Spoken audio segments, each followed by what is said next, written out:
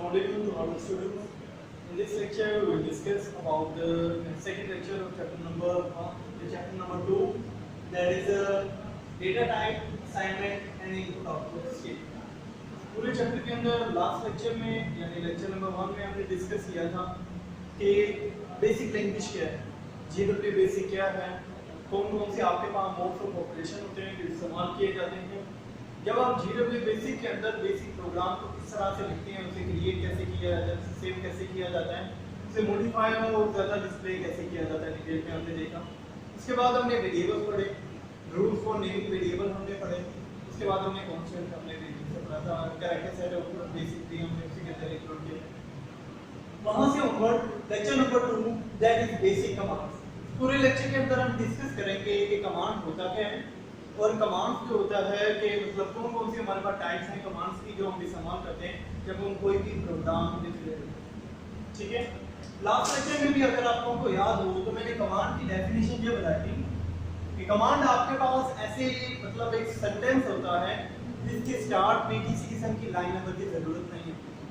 आपके chapter number 2 के second page पे लिखा हुआ है कि कमांड्स के लिए लाइन नंबर प्रीसीडिंग नहीं है, विदाउट लाइन नंबर भी आप इसी तरीके से अपना कितना में लिखा होता है वो राइट कर लेते हैं। इसके बाद हमने कमांड्स के बारे में एक और बात पढ़ी कि कमांड हमेशा अपर केस लेटर में लिखी जाती है, यानी कैपिटल ABC में। अगर आप उसे स्मॉल लिखते हैं तो वो गलत कंसीडर किया जाता है। ठीक है जी, इनमें हमारे पास डिफरेंट टाइप्स ऑफ कमांड्स हैं, इन्हें डिटेल से देखते हैं। फर्स्ट ऑफ ऑल इनमें हमारे पास ऑटो कमांड। ऑटो लफ्ज ऑटोमेटिकली से निकला है,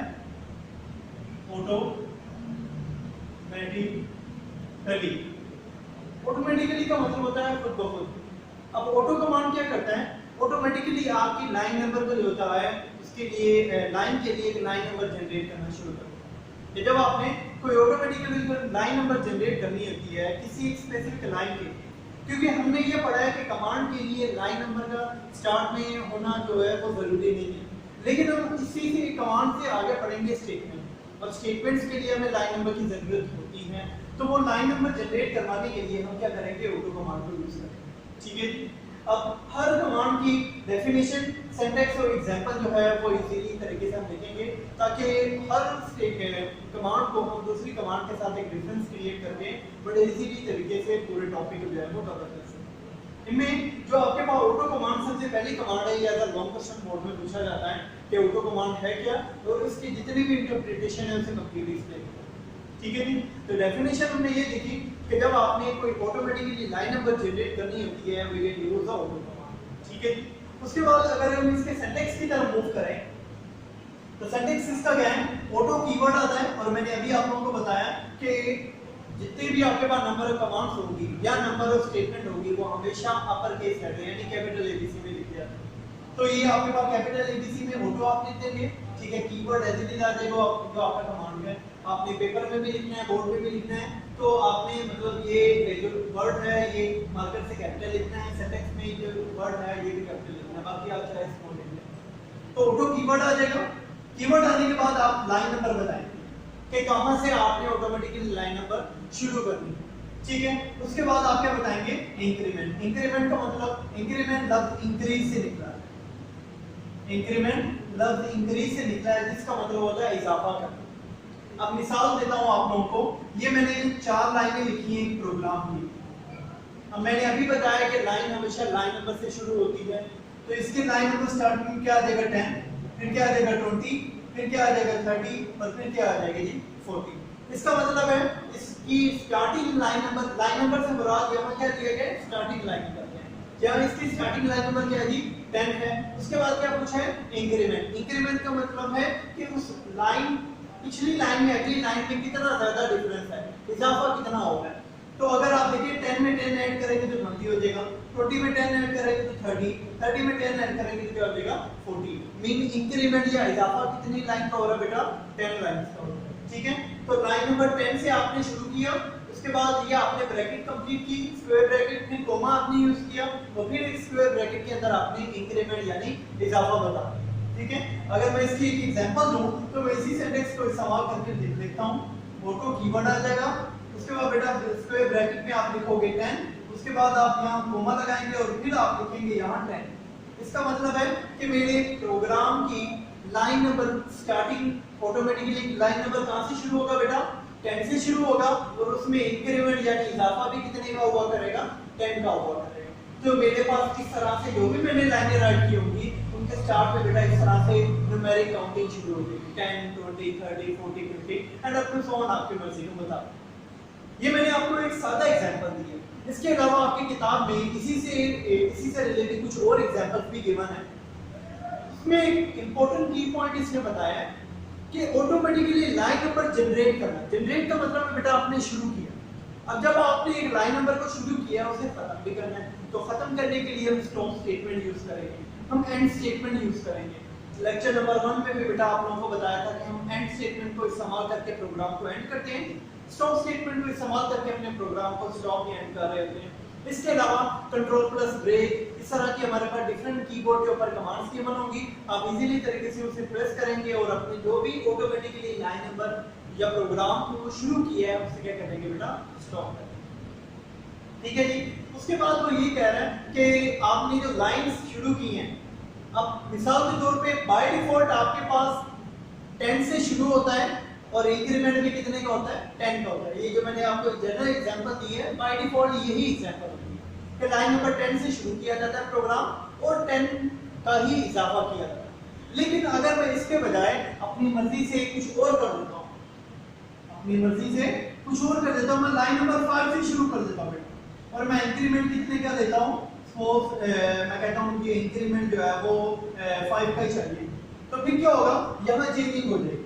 और चेंजिंग क्या शुरू होगी 5 से शुरू होगा और इंक्रीमेंट भी बेटा कितने का होगा 5 का ही होगा एंड अप टू सो। ठीक हो गया जी। इसके अलावा ये है मेरे पास इसकी स्टार्टिंग लाइन नंबर, ये मेरे पास कितना इजाफा होगा, लेकिन बाय डिफॉल्ट अगर मैं 10 की बजाय यहाँ पॉइंट भी लगा देता हूँ तो उसका मतलब यही माना जाएगा कि ये 10 से ही लाइन नंबर शुरू होगी।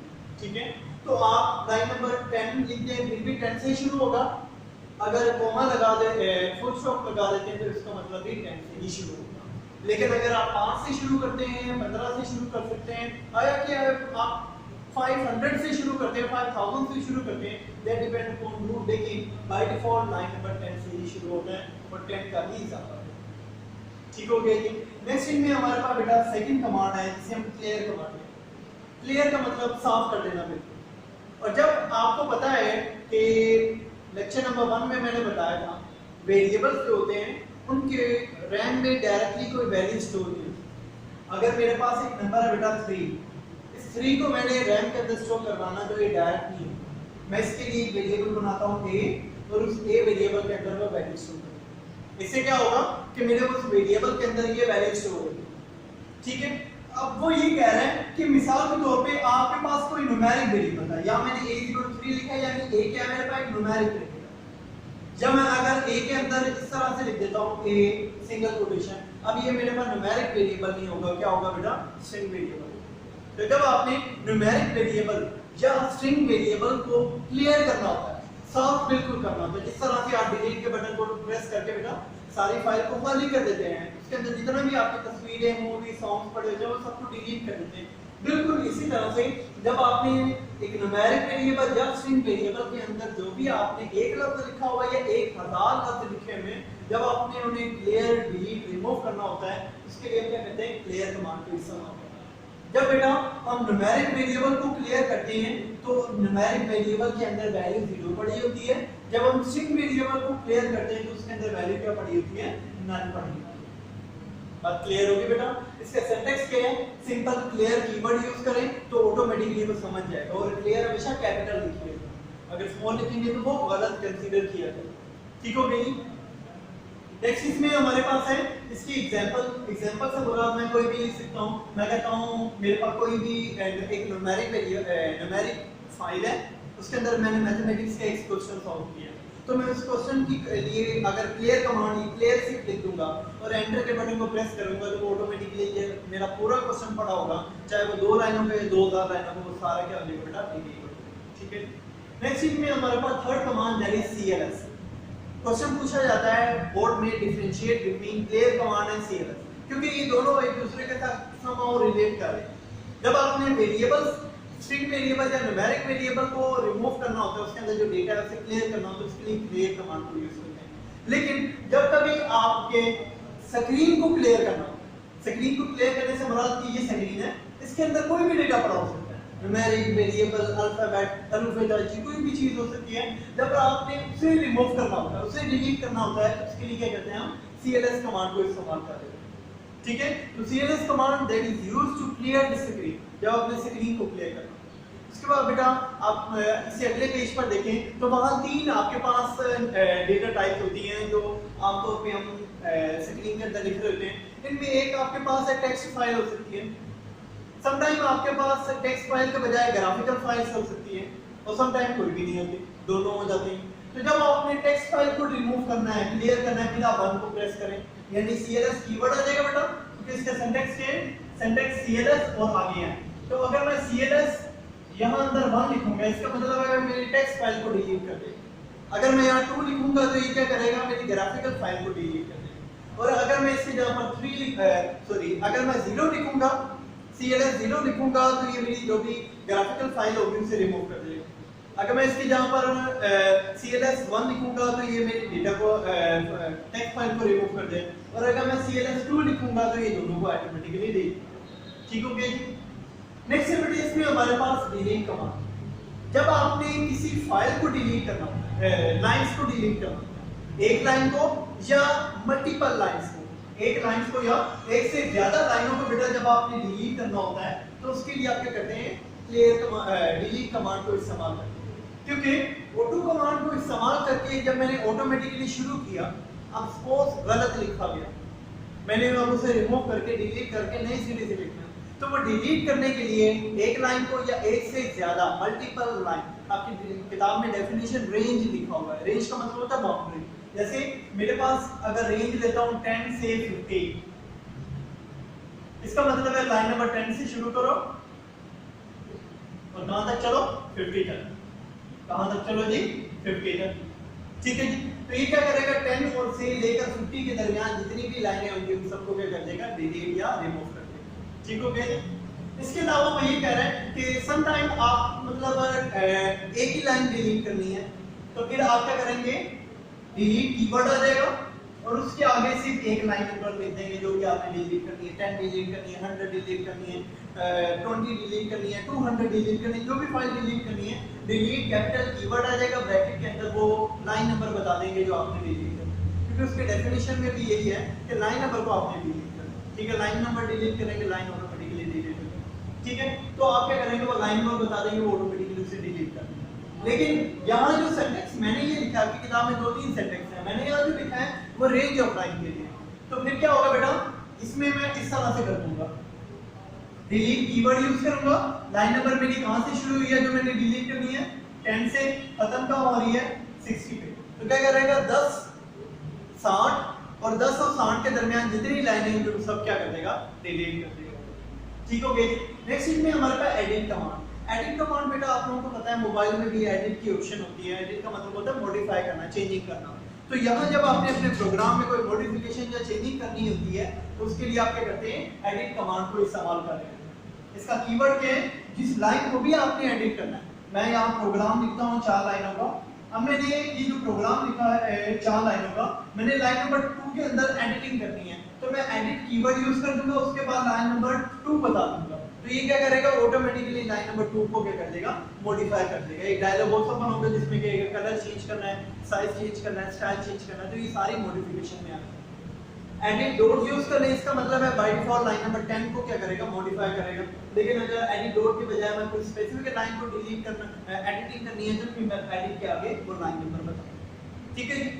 उसके बाद हमारे पास फाइल्स कमांड। जब आपने लिस्ट ऑफ फाइल डिस्प्ले करवानी है, जब आपने एक लिस्ट ऑफ फाइल डिस्प्ले करवानी होती है अपने प्रोग्राम्स के अंदर, मेरी कौन कौन सी फाइलें पड़ी हुई हैं, कौन सी फाइल किस फोल्डर में पड़ी हुई है, तो कौन सा फोल्डर किस ड्राइव के अंदर पड़ा हुआ है, वो सब शो करवाने के लिए आप फाइल्स कमांड को यूज करते हैं।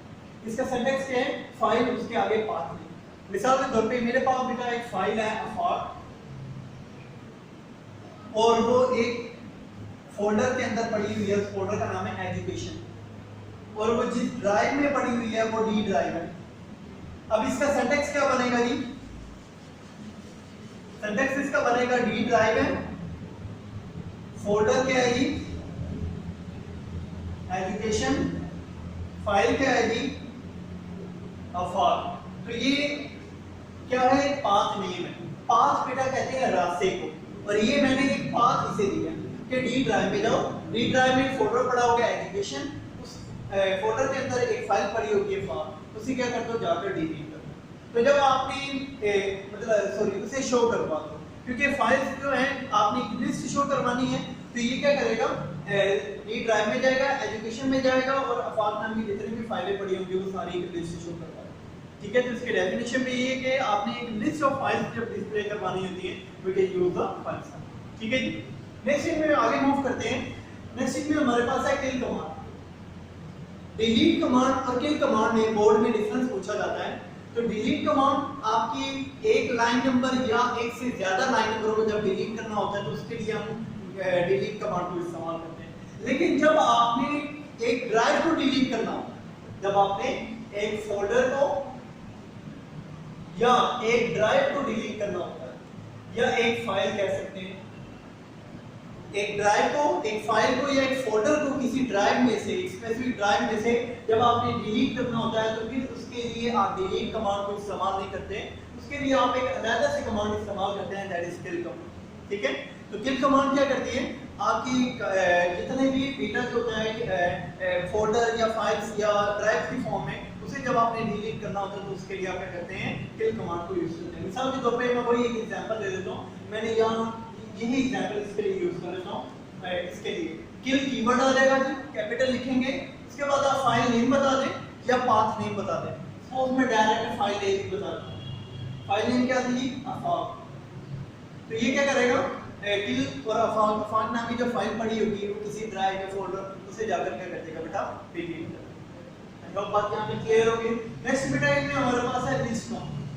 जब आपने एक लिस्ट या तरतीब शो करवानी है, ठीक है, यहाँ इसे हमारा ये दिया गया है एक फाइल में से जब आपने नंबर ऑफ लाइनों की एक लिस्ट डिस्प्ले करवानी है, क्योंकि फाइल्स कमांड जो है वो फाइल की लिस्ट शो कर रहा था, लेकिन लिस्ट कमांड जो होते हैं वो लाइनों की लिस्ट शो करवाता है।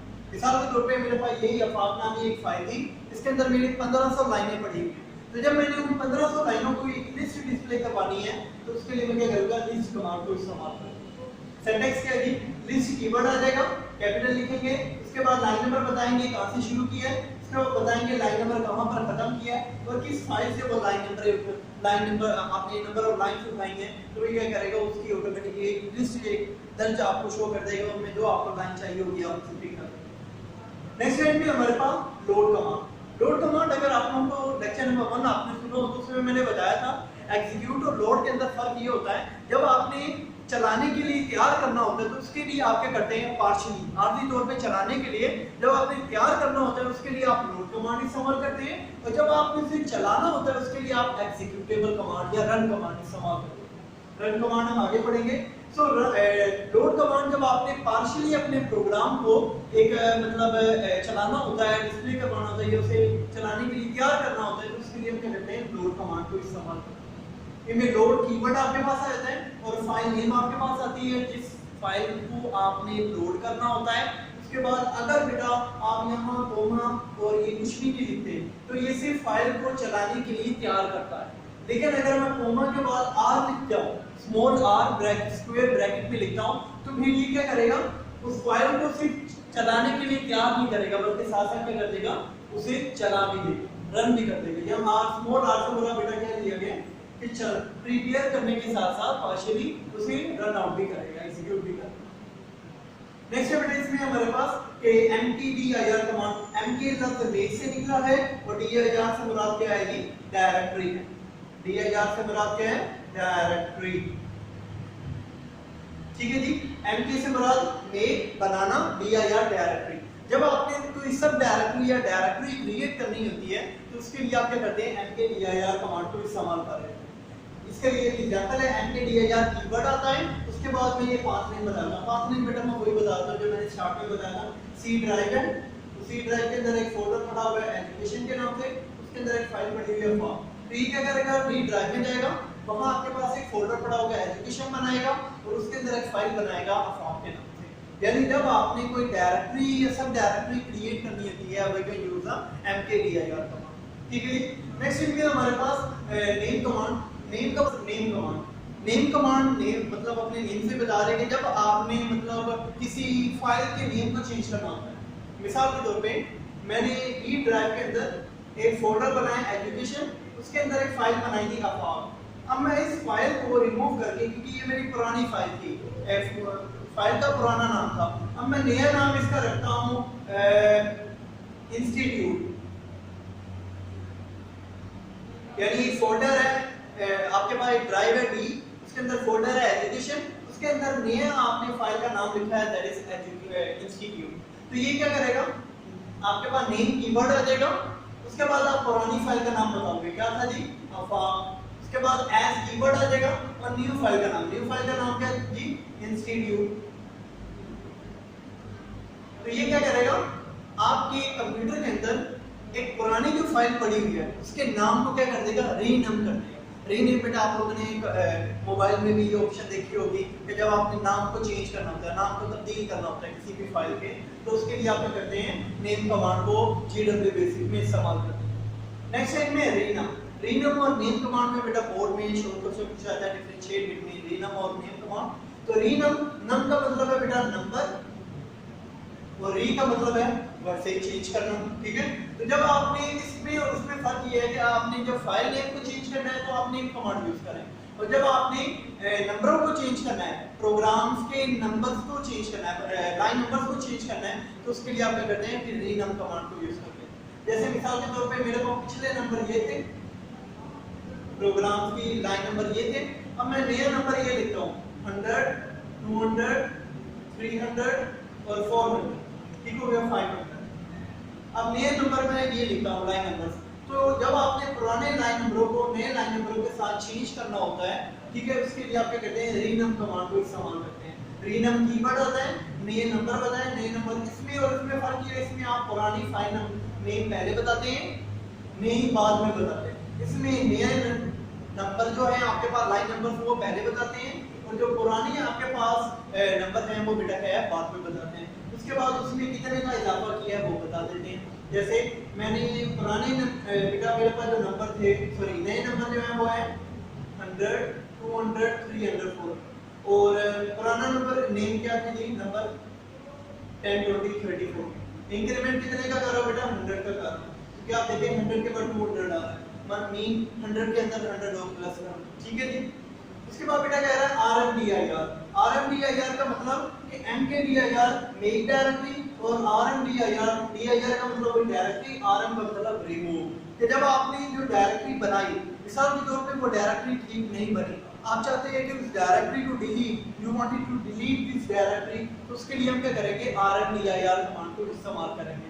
ये क्या करेगा कि आपकी RMD जो भी डायरेक्टरी होगी उसे क्या कर देगा बेटा, रिमूव कर देगा। ठीक है, इसके बाद इसका तरीकेकार वही है जिस तरह इसमें आपने बताया। मिसाल के तौर पे मैंने कहा मेरे पास एक सी ड्राइव है, उसके अंदर एक फोल्डर पड़ा हुआ है edu, उसके अंदर एक फाइल पड़ी हुई है a।